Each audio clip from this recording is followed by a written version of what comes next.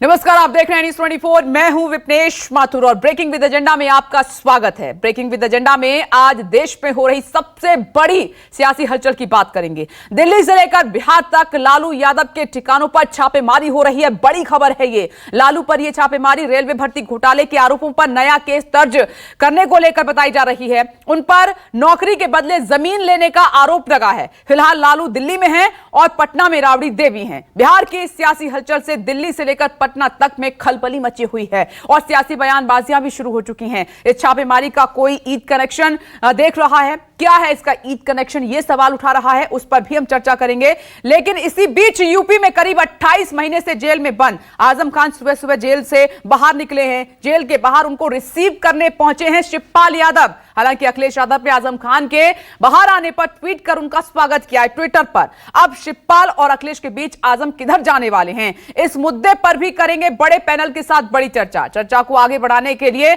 हमारे साथ पटना से सौरभ कुमार जुड़ेंगे, रामपुर से मेरे सहयोगी ऋषिकेश कुमार जुड़ेंगे और इन खबरों का सटीक विश्लेषण करने के लिए माहौल के आए वाले राजीव रंजन आपके साथ मेरे सहयोगी होंगे, जो इन दोनों खबरों का विश्लेषण करेंगे, राजनीतिक मायने आपको बताएंगे। जो नई नई सियासी हलचल हुई है बिहार से लेकर दिल्ली, दिल्ली से लेकर उत्तर प्रदेश तक, ये कुछ तस्वीरें आपकी टीवी स्क्रीन पर आप देख सकते हैं। सीबीआई की छापेमारी पटना में राबड़ी देवी का सरकारी आवास है, सुबह से ही जारी है। खबर यह भी है कि दिल्ली में जहां मीसा भारती अपनी बेटी के घर पर लालू प्रसाद यादव हैं, वहां पर भी सीबीआई की टीम पहुंची है।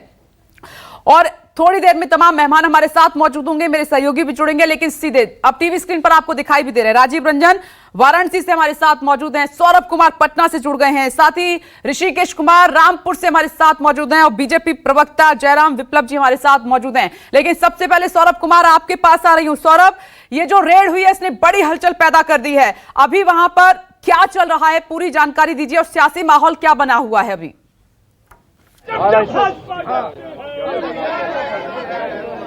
जी बिल्कुल, रेड की खबर जो है वह पूरे बिहार में फैल गई है और पूरे देश भर में करीब 15 ठिकानों पर लालू यादव के 15 ठिकानों पर सीबीआई की रेड चल रही है। और जैसे ही कार्यकर्ताओं को खबर मिली है कि लालू आवास पर सीबीआई की रेड चल रही है, सभी यहां पर पहुंच गए हैं और सीबीआई के खिलाफ, केंद्र सरकार के खिलाफ जमकर नारेबाजी कर रहे हैं। हमारे साथ आरजेडी के विधायक हैं, उनसे बात करेंगे। ये बताइए, रेड के मायने क्या है?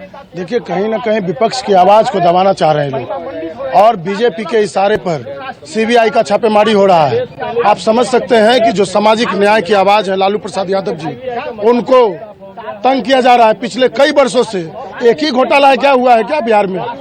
क्या हुआ? बीपीएससी घोटाला का, शौचालय घोटाला का, सृजन घोटाला का, एसएससी घोटाला का, शौचालय घोटाले का क्या हुआ? आखिर सृजन घोटाला में क्यों नहीं कोई कार्रवाई हुआ? बालिका गृह कांड में कोई कार्रवाई क्यों नहीं हुआ?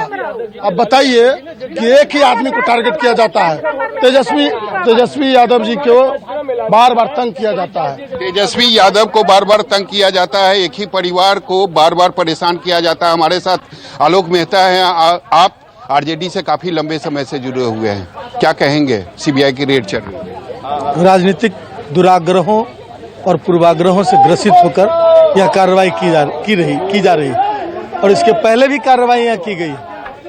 फिर भी जनता ने सबसे बड़े दल के रूप में राष्ट्रीय जनता दल को बिहार में स्थान दिया है। तो जनता इन सारी चीजों को देख रही है। राजनीतिक पूर्वाग्रहों का मैं समझता हूं कि कोई जवाब नहीं है। लेकिन कानून अपना काम कर रही है, लेकिन फिर सीबीआई हाय हाय के नारे क्यों आपके कार्यकर्ता लगा रहे हैं? कानून अपना काम करती तब कोई नारा नहीं लगता। कानून पूर्वाग्रहों से ग्रसित होकर संस्था का ये जो सबसे बड़ी संस्था है इन्वेस्टिगेशन की, देश में संवैधानिक संस्था है। लेकिन सर, आरोप यह लगाया गया था कि लालू प्रसाद यादव ने जमीन ली थी नौकरी के बदले। आरोप यह भी लगाया गया था कि अमित शाह जी के लड़के ने 2 साल के अंदर कितना 100 गुना अपना इनकम बढ़ा लिया गया था। क्या हुआ?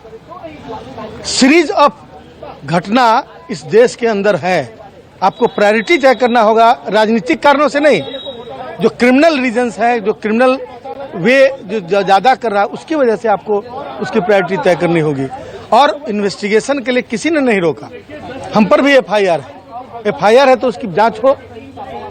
अब हमको मैंने कोई बहुत बड़ा क्रिमिनल 10 मर्डर करके बाहर घूम रहा हो और आलोक मेहता आचार संहिता के केस में आप उस पर रेड किए जा रहे हैं, तो दिस इज रेडिकुलस। मतलब आपको लगता है कि आरोप जो है वो बेबुनियाद? नहीं, मैं आरोप तो अंतिम कोर्ट में सिद्ध होने तक बिल्कुल उसको मैं क्रिमिनल नहीं कह सकता हूं, लेकिन क्रिमिनल की तरह रेड करने का पर्पस इतना ही है कि विपक्ष की आवाज बंद हो जाए और सत्ताधारी दलों को अपने वोट के लिए जनता का कॉन्फिडेंस जीतने के बजाय विपक्षों का मुंह बंद करना ज्यादा अच्छा ऑप्शन लग रहा है। और इसी सीरीज में मायावती, मुलायम सिंह यादव और ममता बनर्जी पर यह सब ट्रायल किया जा चुका है। मैं समझता हूं कि बिहार की जनता भी बंगाल की जनता की तरह समझ रही है।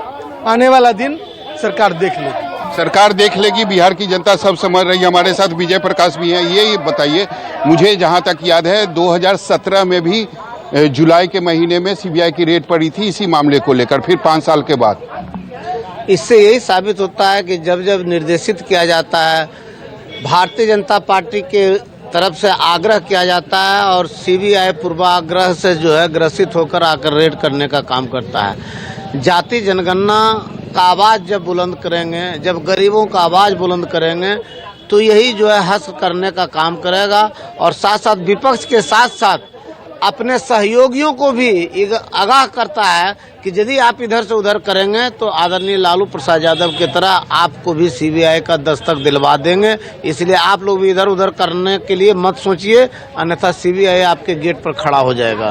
तो काफी संख्या में जो आरजेडी के नेता हैं, कार्यकर्ता हैं, लालू के आवास के सामने जमा हो गए हैं, इकट्ठा हो गए हैं और इन लोगों का यही आरोप है कि जानबूझकर केंद्र सरकार जो है वह लालू प्रसाद यादव के परिवार को तंग कर रही है और उसी के तहत आज सीबीआई की रेड हो रही है। जी